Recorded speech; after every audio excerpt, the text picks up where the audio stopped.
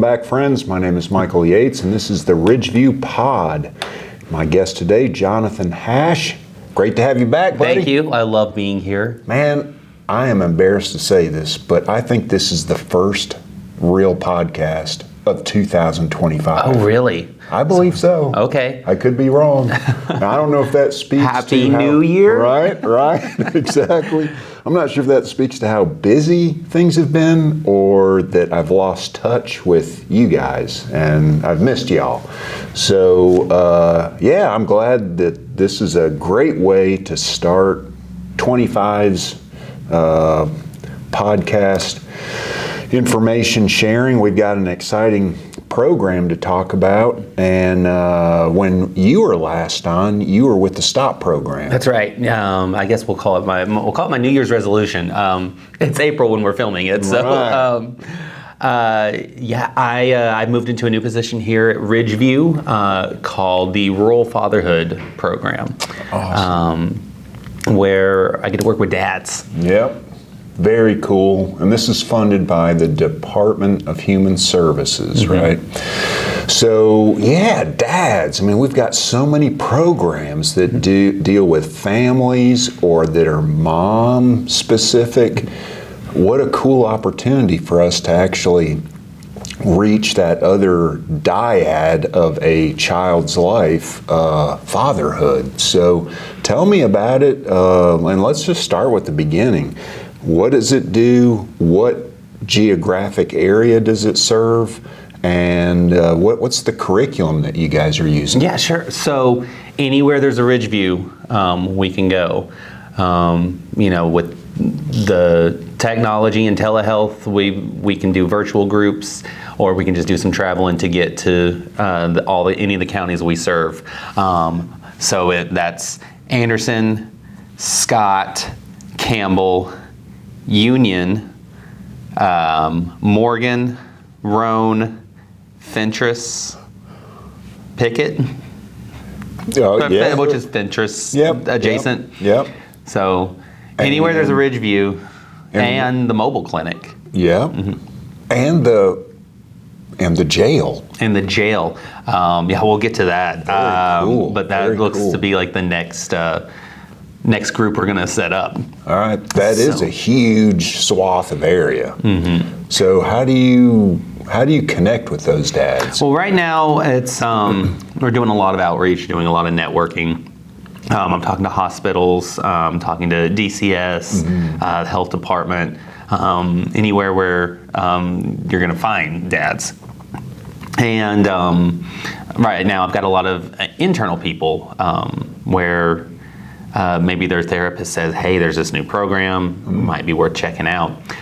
What it is, it's like a class. It's a 12-week class where we look at healthy masculinity, how to model it for our kids. We kind of get to define the roles of the mother and father, but what they are traditionally and what we would like them to be. Excellent. And is there a specific curriculum that's involved? Yes, it's called 24/7 Dad. It's from the Rural Fatherhood Initiative. It's a peer-reviewed material, so it's very very course-driven. The first few courses are a lot of self-reflection. A lot of where did I learn what masculinity is? Where did I learn what parents do?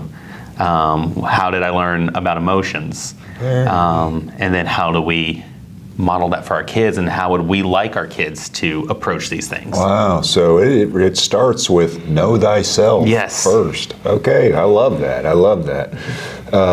Now, if I am a dad who's interested in participating in this, or in being a better dad, can I start at any point, or do you have to start at the beginning? Because we go in order, and there's like some leeway the first few sessions where we can make up the session. But as we get people interested, we start to group them based on either their location or commonality, and then we have this group of hopefully 5 to 10 people. Right now we're starting small, so we have 4. Okay. But we group those people together, and then we can do it in person, we can do it virtual. We are flexible on the times. This is the first time I've been part of an evening class. Oh, cool. So we kind of start to collect, and then we start, and then if one or two more come in before those first 3 sessions, we put them in there. How long is the class? It's 12 sessions, and we meet once a week. Each session, how long is that? About 2 hours. Okay. And is it hybrid? Like, are some people here in person and others are participating via telehealth, or is it one or the other? It is one or the other. Okay. We probably could do a hybrid scenario, but we have found that keeping it to one medium has been more effective. Excellent. And so, like I said, those first 3 we can still take some people, and then if somebody comes along in like session 7 or 8, then we hold on to that person and we start them with the next round of people. Great. So what sort of initial feedback are you hearing from the participants, even though it's starting small? I had a guy that it was his first class, and he had said, because his children, most of his children were mostly grown, like his daughter's 17, and he was saying, well, I've been a dad, I think I know what to do. And then after the first class, he's like, I didn't really expect to learn anything, but I'm just like thinking twice about things. Yeah. Well, I mean, you and I were just having a conversation about, I've got 2 adult children, and I'm still wrestling with how to be a better dad, because they grow, their needs change over time. You never stop being a father. And how your role as a father evolves over time is, that's part of the journey as well. So, well, we get into this at the end of every class. We talk about what our goals are, and we can do a weekly goal, we can do a monthly goal, or a one-time goal, and we get in the habit of doing that. And so, hopefully, beyond the class, you're still in that habit, so that you can adapt to those changes. Excellent. All right. Well, here's the big question. So, I'm interested in this. And I'm sure there's a cost, a fee associated with doing this. How much is it going to cost me, Jonathan? It doesn't. What? We're grant funded, so it doesn't cost. We've received some money from the state, and we got 2 years, and they're saying try to get this many people. Okay.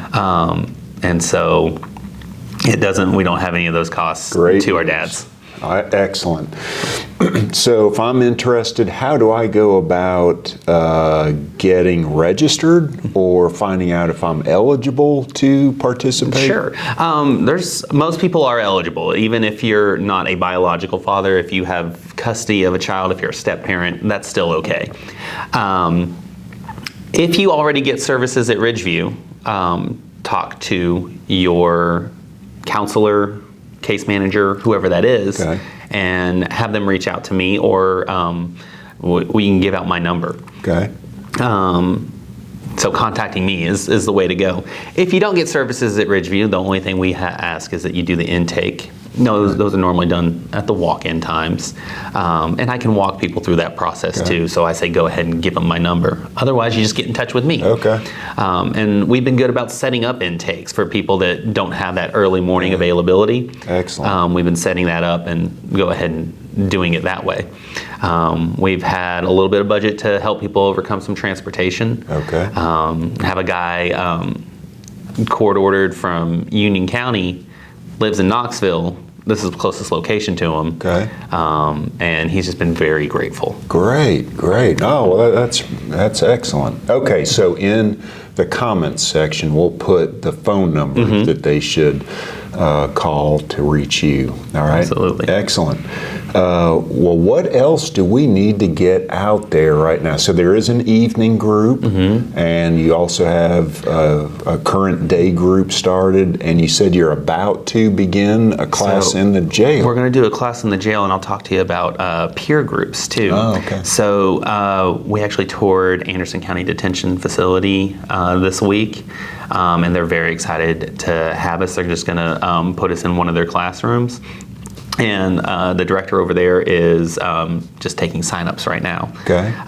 Once we have 5 or 6 people, we're just going to go into the jail and teach the class there. Excellent. And if they get out before they're finished, we'll get them into one of the other classes. Excellent. So yeah, if they're released prior to completing the 12 sessions, they can continue on. Excellent, excellent. Right. Well, I mean there are so many people who are involved in the judicial system and the Department of Children's Services, other agencies where I'm sure part of whether it's their permanency plan or their probation expectations, or just getting on a better track of recovery in everything that recovery means, you know, a better wellness, better physical health, better mental health,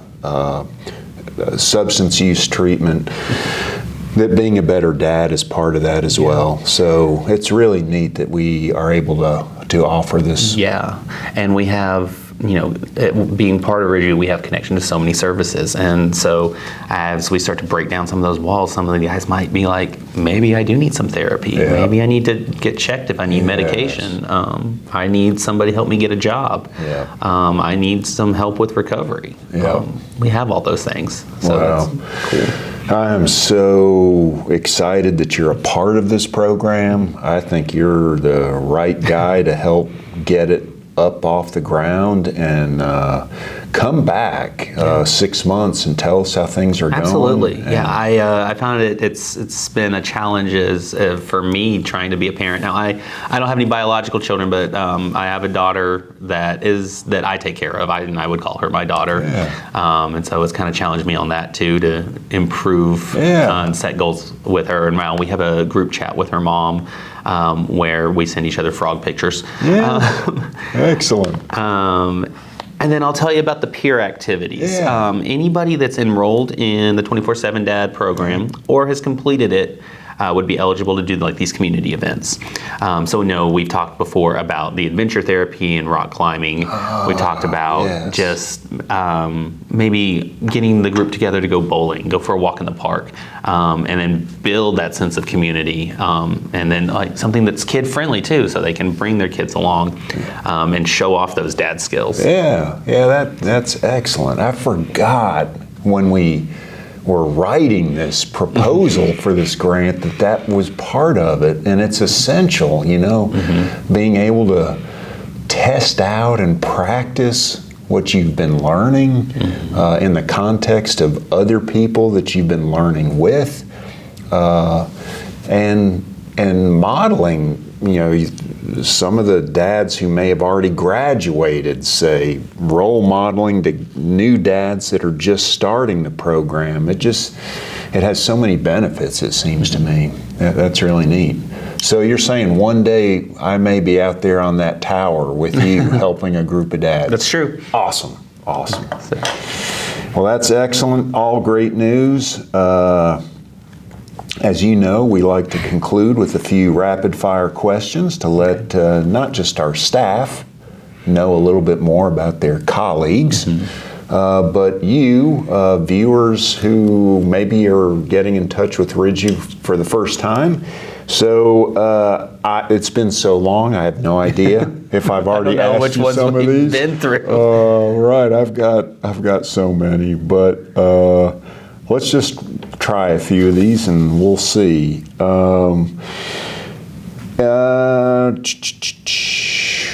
If you could travel back in time, what advice would you give to your 18-year-old self? I feel like we've done this one. Yeah. And I think just life goes on.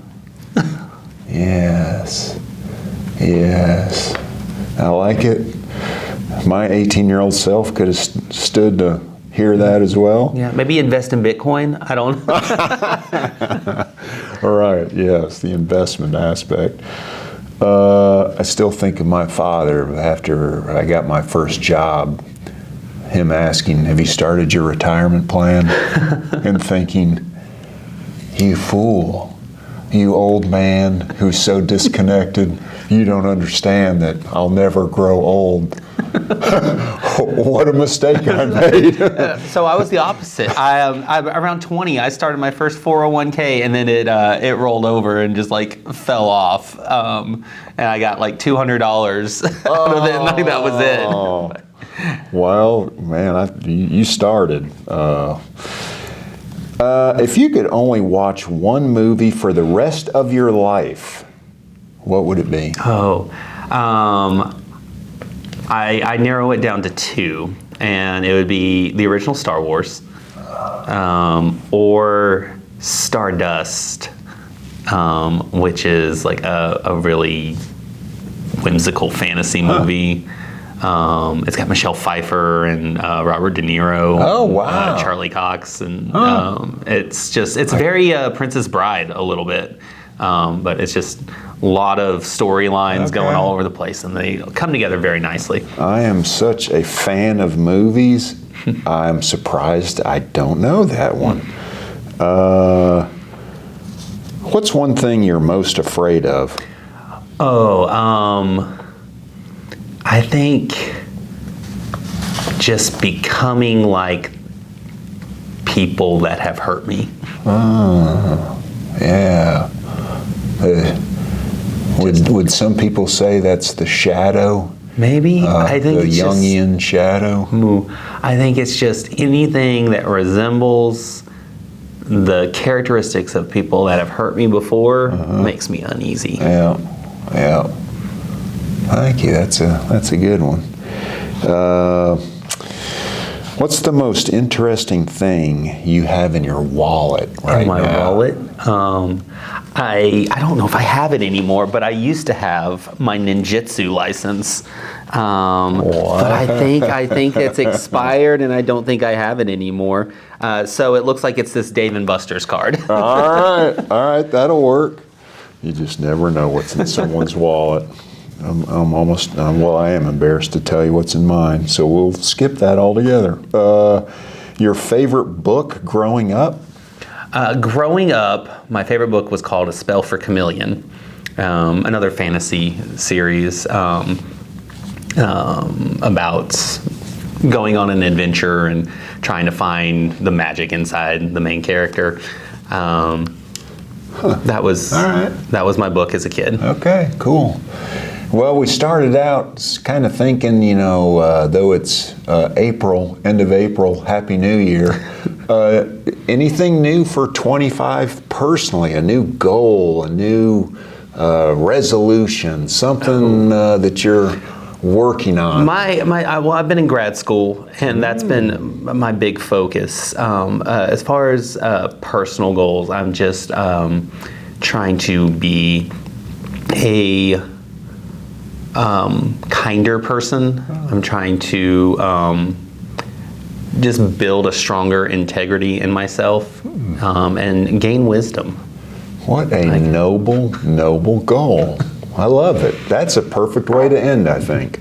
Jonathon, thank you for coming in. Thank you, Michael. It is awesome to hear all the exciting stuff that you're involved with, personally, professionally, and we thank you for tuning in. If you have not, please subscribe, give us a thumbs up, and we look forward to seeing you next time. Take good care. Bye-bye.